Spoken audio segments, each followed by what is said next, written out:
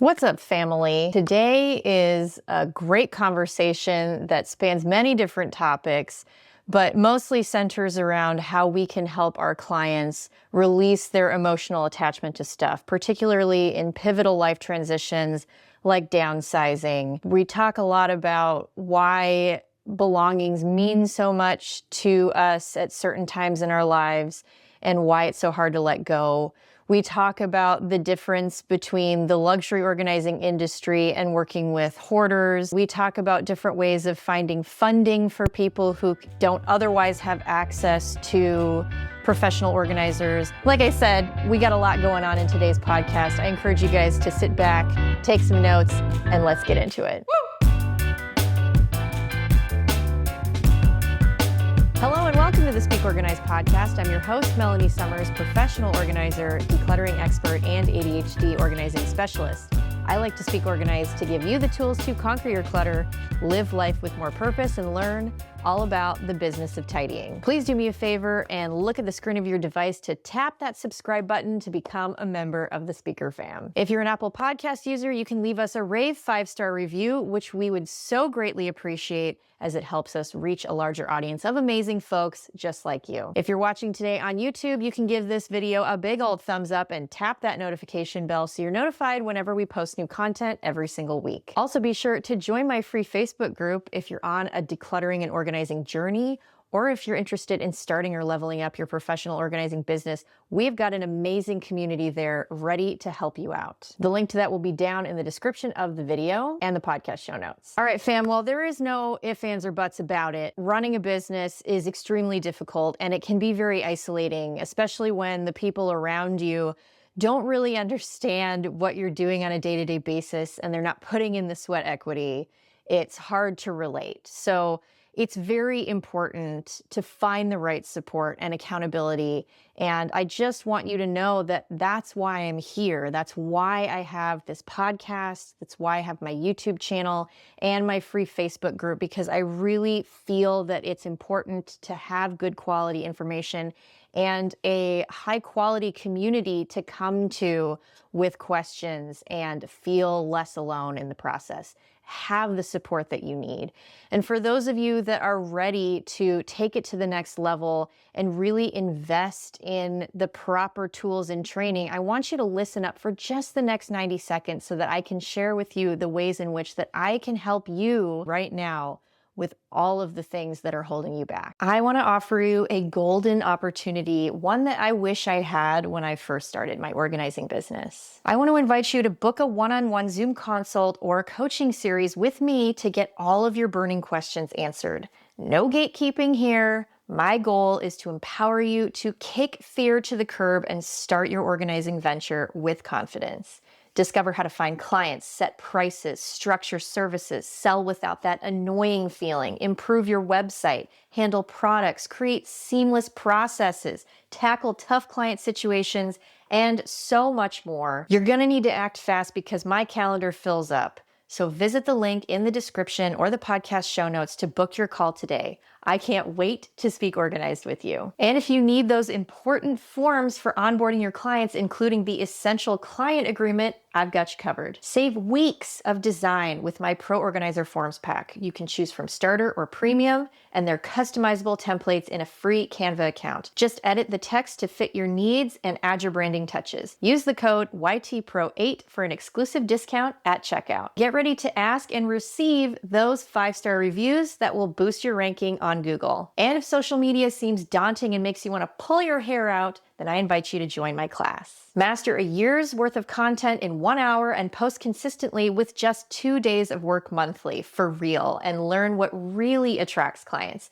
Use my code ISOSocial5 for $5 off. And don't wait. Find all of these goodies down in the description or the podcast show notes. I am here to guide you. Ready to take the leap? All right, Speaker Fam, please join me in welcoming Beth Blacker. She is a professional organizer based out of Boulder, Colorado, and she is the owner of the company called It's Just Stuff, which is very aptly named. Beth, welcome to the podcast.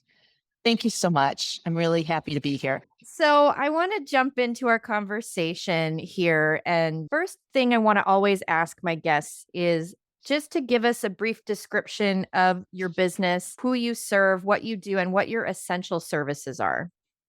Sure. So we serve pretty much. I mean, I will actually travel anywhere in the country, but my team generally serves the entire Front Range of Colorado. We do home organizing as well as mood management. We have a lot of senior clients, especially that really need the help doing the decluttering process before the actual transition, whether they're downsizing to a smaller place or going into assisted living. The decluttering part of moving is really important to do so that you don't get to the other side with all the same stuff that you didn't know what to do with on the reverse side. Great. Yeah. Moving is the number 3 most stressful life event after death and divorce. So, Yep.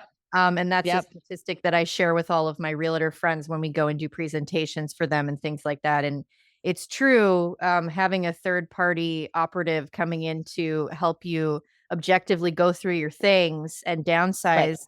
will prevent you from having to buy that storage unit, Right. Especially if you're moving across country, why take all the stuff that you don't really need or have any use for anymore? Exactly. And while a lot of traditional movers still do a pretty good job at packing, the vast majority, unfortunately, they're not going to spend the time to go through and intentionally help the decluttering part of the move.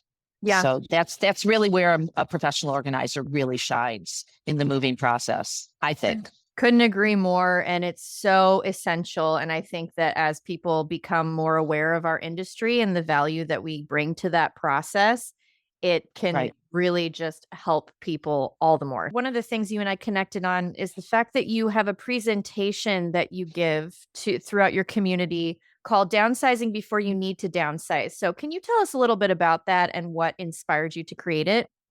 Yeah, the vast majority of people who are trying to downsize are moving obviously to a smaller space. So, what are the things that we intentionally want to be looking at when it comes time to downsizing?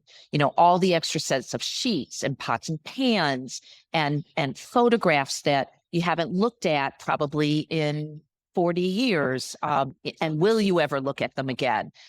So we really come in, and again, it goes back to what I said a few minutes ago, intentionally and deliberately try and find not just the low-hanging fruit, but all the fruit on the tree, but work where we do want to initially set them up, make them feel good about the decluttering process, because it's hard for people. It's really, really emotional for a lot of people to do it. They think if I let this go, then I'm letting the memory go. And I'm sure you've heard that 1,000 times with clients. It is the hardest part about my job, is trying to convince people that they don't need everything in the next phase of their life. Mhm. And especially somebody who is clinging to, memories of a loved one, or, a certain time in their life when things might have been better. They might have been healthier. They might have been happier. Who knows? And so they feel like they need to cling to it forever. And the sad reality is you can't take it with you into the grave. I mean, you can try. My grandmother was one of those people that literally was clutching dollar bills in her hands on her deathbed because, she wanted to make sure it was hers into eternity. Yeah. It's sad, but it's funny at the same time. And that's one of the things that my team and I try really hard. We strive at bringing a little bit of a sense of humor to get through some days. There has to be some degree of humor that you can bring to the table, unless the person is truly struggling and just lost a loved one. Obviously, you don't want to be insensitive to that. But, we're not looking to create more chaos in their lives. But for a lot of people, they feel like when we come in, we are creating more chaos because suddenly we're asking them to do something that they're just not comfortable doing. Right. And that is pretty much the definition of the internal chaos that people feel whenever they have to make a change. Absolutely. Yeah, it's very well said. And it can be it's one of the toughest things, the decluttering process, for many of the reasons that you just laid out. And I find, I had a gal on the podcast about a year ago who is a legacy planner, and she mentioned a book called I'm Dead, Now What Do I Do, or something like that. And it's good to be, I think the two things that are super important in this process, particularly with downsizing with seniors, are to have help them tap into their spirit of generosity and gratitude, and then a sense of humor. Those two Exactly. things, and you can oscillate between them, like you said, depending on where that person is Right. emotionally affected. Right. But being able to properly define your stuff in your life and what role it plays is so crucial. And that's Right. why professional organizers who are trained well to do this are so invaluable in that process. So, Right. if you're going to boil it down, why do you think ultimately at the end of the day, is it so difficult for people to let go of belongings even when they don't need them anymore? I think for people, especially as they age, I mean, I'm 61 and I have gotten rid of copious amounts of stuff in my life in recent years. I went through a divorce about 8 years ago and moved cross country Mm, and made the decision that I was going to have a very different life moving forward. I went from living in, the 4,000 square foot house with the lanai and the pool and entertaining 100 people in my house for holidays. mhm, And then suddenly I'm getting divorced and I'm moving to Colorado and realizing that I don't have kids. I don't even have a living plant in my living space anymore. Like I'm the only thing that I have to take care of. And I mhm, don't even do necessarily a very good job of that most days. I mean, I do, but I don't, because I'm living my life and, unencumbered. I mean, I'm happy that my kids are where they are at life, mhm, but, I have nothing else that I need to worry about. I don't even want to own a house anymore. I'm mm, very clear about that. And because I don't want the responsibility of it. mhm, So I was able to eliminate so many things from my life, including 75 tablecloths, believe it or not, when I left Florida. I think there are ways to preserve the memories without necessarily holding on, like literally clutching them to the grave. We're looking at more years behind us mm. instead of ahead of us. And that I think is truly the hardest emotional hump for most people to get over. Mm. There's still ways, as you know, to preserve the memories without taking up so much space and creating so much of a burden moving forward in your life, because it is a burden. Stuff is a burden. Yeah, it's a huge burden. And once you're able to release yourself from that imprisonment, you realize that you do actually have things that you can look forward to. And it's really trying to find those moments of gratitude in life's challenges, especially at this time of year. I'm always thinking about that and Yeah.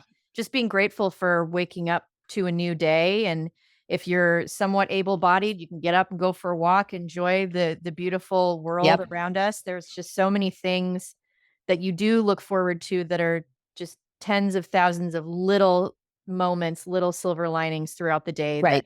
the stuff will just never fill that void. Right.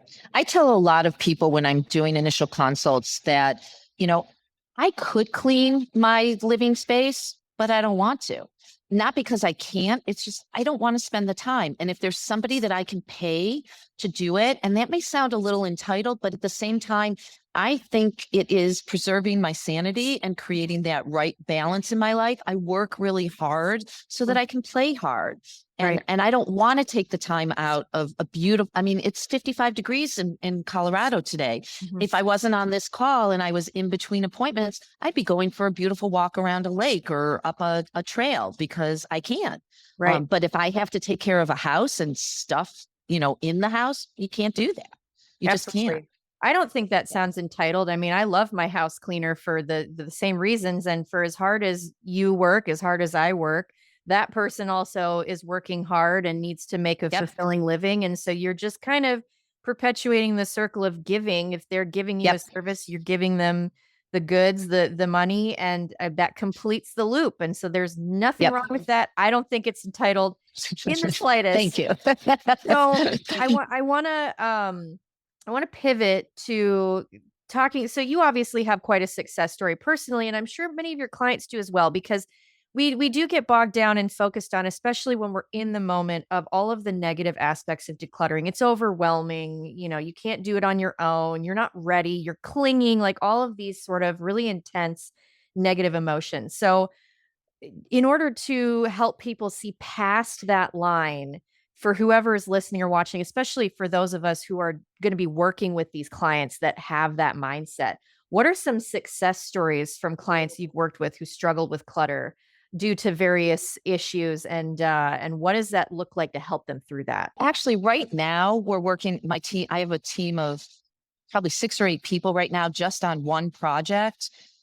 This is a client who reached out because she's getting, probably in the next 2 years, she'll probably retire from her full-time career job.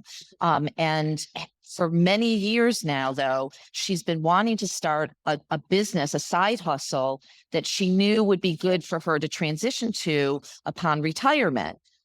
What she didn't really understand was that bringing all that, it was an apparel business, customized apparel business.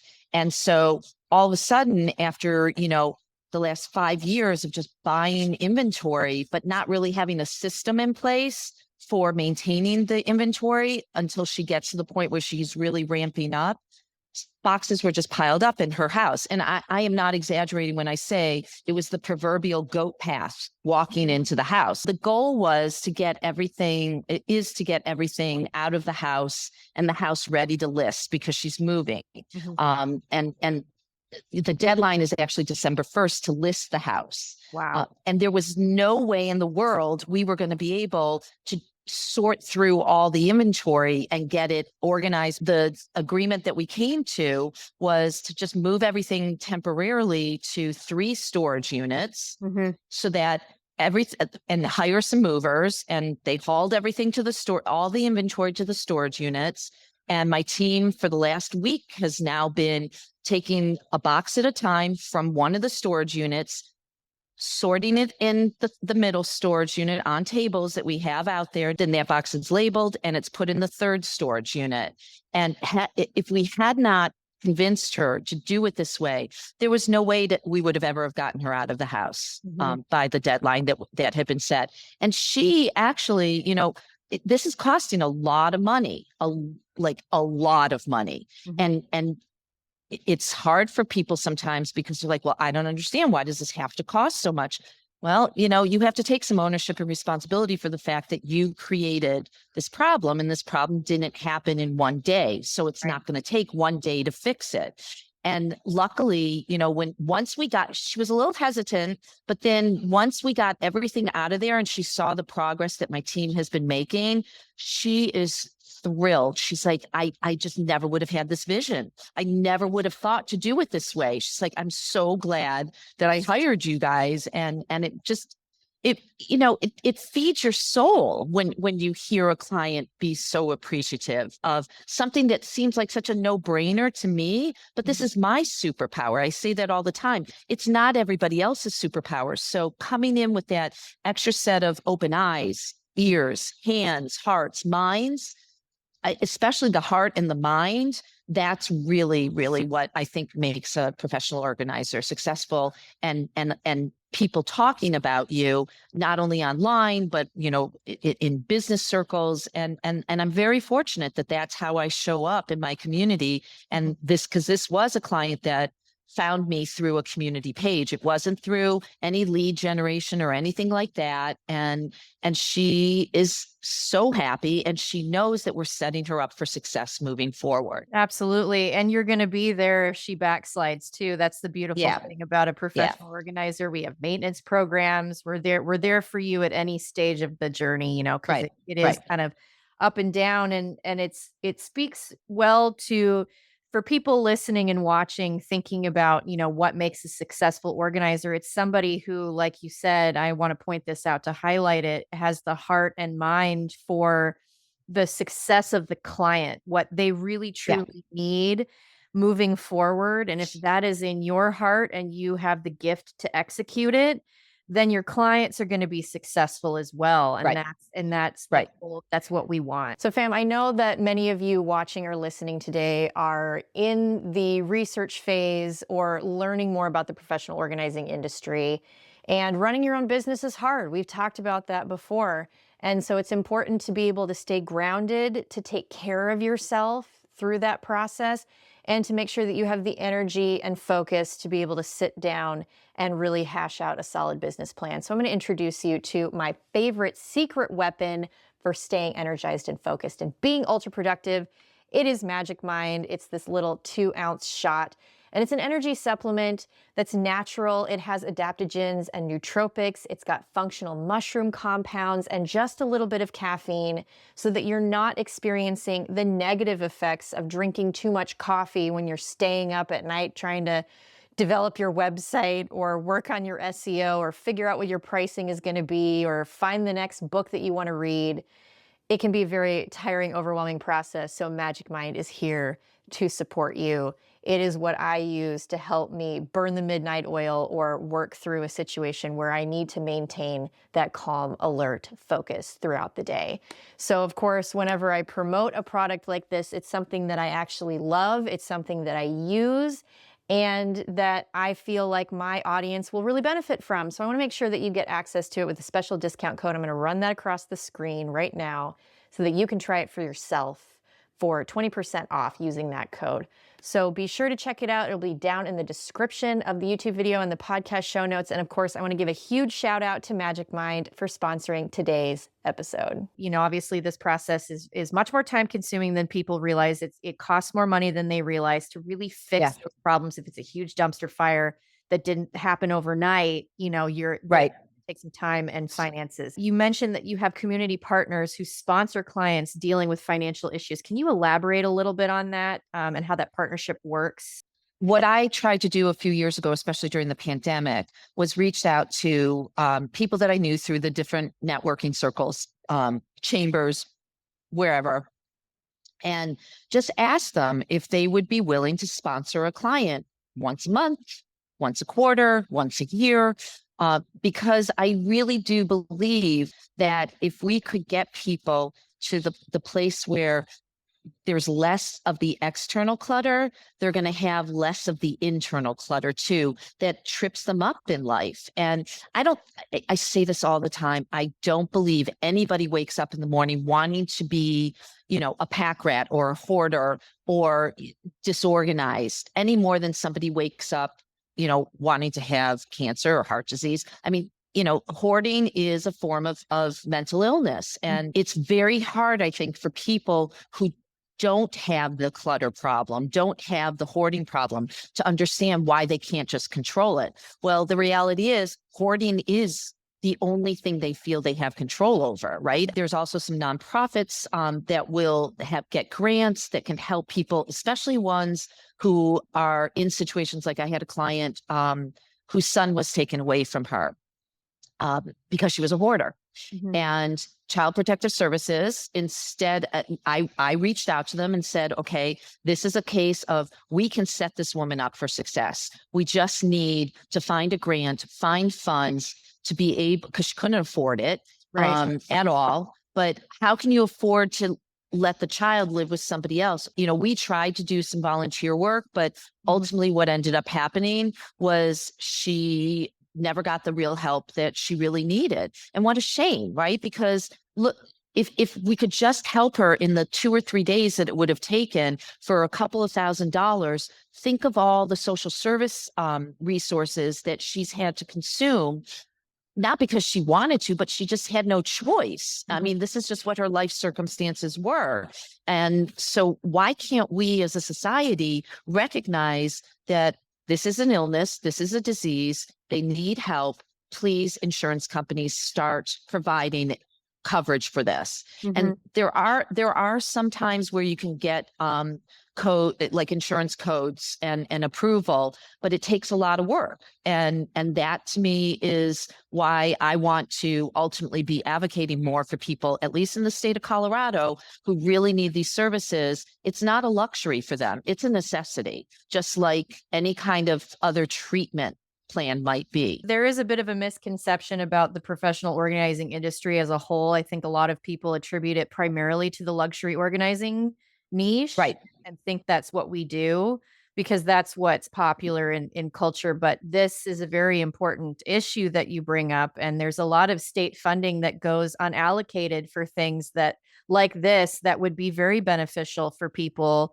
if they just understood what it is that many of us actually do and what the value of an organized space really is, how it ties into your Right. mental health, your physical space, being able to have people come in and, save your life if necessary without having to be tripped up over clutter, turn your lights back on, your gas, Right. all those things, um, Right. can be a direct result of what we do for a living. Right. I don't know if you're aware, there was a huge fire in the Boulder area 2 years ago. It's coming up on 2 years, the I remember anniversary. that. Yeah, 1,100 homes were destroyed, 40,000 people were displaced. I was one of them. I had smoke damage in my apartment. Wow. And insurance companies wouldn't do anything to help people who needed to move the stuff out and then bring it back in. I mean, I still get clients that are just about ready to move back into their home, and insurance isn't necessarily going to pay for my services. They'll pay for moving, but they won't pay for mine because it's perceived to be a luxury, not a necessity. And that's just wrong. It's very wrong. They didn't ask for the fire to happen. This is not a remodel. This is not, somebody wanting to have a nicer kitchen. This is people who went through a horrific natural disaster and are struggling to try and rebuild their lives because insurance companies are fighting them every step of the way. Right. In a situation that feels very powerless at times, which organizing, regardless of the circumstance, even if it's not as extreme as losing your home to a fire of some kind, going through the process of getting organized can feel very overwhelming and defeating for many people, especially when it comes to maintaining. So how can someone maintain a mindset? It's all about creating good habits, right? I don't know if you've ever heard, I can't remember his name right now. He was in the military, maybe the Navy, I can't remember. He gave a very popular commencement speech about 10 years ago that talked about the most important lesson he learned was the first day in the military was to make his bed. Yes. And, everybody always argues, why do I need to make my bed? I'm just going to get back in it at night. But what they don't realize is the science behind it, if you believe in science, is that we're firing off these endorphins before we even leave our bedroom in the morning. And that's should set us up for success to feel more productive, leaving the house and getting to wherever we're going for the day. I have to be really deliberate on how I schedule things, the stuff that I have to do that I don't really want to do, like the bookkeeping and writing new content, Right. That's hard, but I have to create those good habits for myself. And clients will say, well, it's easy for you. You're an organizer. I'm like, no, it's not easy for me. There is still stuff I don't want to do. I don't want to fold my laundry. My husband loves folding laundry because it's a clean chore, quote unquote. And I'm like, great, you get after it. Like I'm like you. I will wash and dry it all day long and sort and whatever when it comes to folding and putting things away. And many of my clients have ADHD. And so I have developed no fold clothing storage solutions so that just doesn't occur at all. Right. If I weren't so type A and enjoy, file folding things, then I would probably engage in that practice too. But I completely understand. And it's up to determining what your clutter threshold is, how you feel like you function best in your space. And then giving yourself an expectation of some kind for small, consistent habits throughout your life. Yeah. Cool. When I tell my clients that I relate to them because I have ADHD, they're like, that doesn't make any sense. How could you be a good organizer? I'm like, because I hyper focus. I come in and I can drill in, find, that spot where I need to start peeling back the layers and work my way out of the space and really stay focused for hours on end.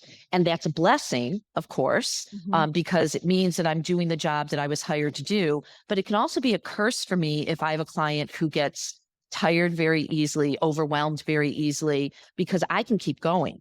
So I have to understand how to dial it back and make sure that I'm not overwhelming them from the get-go, which is why I said I always try and find the low-hanging fruit first, because that makes them feel good from the very beginning. Like, oh, we got something accomplished in the first 5, 10, 20 minutes. And then you start getting into the nitty gritty and the more minutia within the next hour or two. But most people burn out after 4 or 5 hours. I can go for 20. I literally have packed up a 4,000 square foot house in one day by myself because I can do it. I just have that kind of energy. Unbelievable. Well, and that is a true testament to what I have determined. And because I speak about ADHD organizing a lot. It's a presentation that I give. And if you harness it properly with something you can hyper focus on, it really truly is a superpower for basically the scenario you just laid out, packing up an entire 4,000 square foot house alone and just like really having an absolute blast while doing it. But don't ask me where my keys, my phone, my glasses, anything of mine is. Like when I'm at a client, my team cracks up. That's awesome. Oh my goodness. I love it. So yeah, we're all human is the bottom line. Exactly. I'm going to say this and I hope I'm not going to insult anybody, but I had somebody recently who said that she didn't think I was bougie enough for her as an organizer. And I said, well, that's because most higher end clients, there's no interesting story. I'm just coming in and making things look pretty. Right. What's their past traumas? What caused this? How did we get them from, A to Z? And are they still maintaining it? That's what again, feeds my soul and makes me feel like I have a purpose. Can I do pantries? Sure. And make them look pretty. Can I make, color code closets? Yeah, absolutely. With my eyes closed. But it's not the same like feel good feeling as when you walk out of a client that desperately needed you and so appreciated everything that you did. And I'm not saying that the higher end clients don't appreciate it, but there is a big difference. There just is. And as an organizer, you have to decide who you really want to be going after. Which market do you want to be in? We've had plenty of clients who have multi-million-dollar homes that, were very, very, very cluttered, but there's usually, again, a story behind the clutter that makes it more interesting than just going in and reorganizing a kitchen pantry for somebody with pretty baskets and bins. Right. Absolutely. And I think that encompasses our industry and highlights how diverse it really is and how many different ways you can navigate it and take your business. And for people who are watching and listening who are brand new, this is an important question to ask yourself when you're first starting. Is what direction do you see yourself? What types of clients do you want to work with? Because that determines everything, how you price, what services you offer, what areas you work in, what types of projects you take on, and so on and so forth. So to kind of wrap up, how do we find you online for people listening and watching that want to get in touch with you? What can you give us your social handles and website and all that? Sure. I'm on Facebook and Instagram. I don't do TikTok. To me, it's just way too much. Yeah. And of course, our website is it's just stuff.co. I always forget, not com, just co. Anybody is welcome to reach out to me. There's a contact form. I really am happy to talk to anybody. It was an absolute pleasure to have your time and talk to you about it today. Thank you so much. I really appreciate it. Well, fam, that's going to wrap it up. I really hope that you got a ton of value out of today's episode. Remember that it's here for you whenever you need it, so you can go back, rewatch, re-listen, take notes, and get in touch with our podcast guests. Be sure to find all their information down in the description of the video or the podcast show notes. Get on my calendar before those slots fill up. I would love to sit and meet with you in real life, one-on-one, and talk you through a strategy to level up your business. Don't forget to join my free Facebook group. Find all of the other resources down below in the description. Also, do not forget to check out Magic Mind. If you're interested in that, it'll be down in the description of the video and the podcast show notes for you to check out. And beyond that, I hope you guys have a fabulous day, and I'll see you in the next one.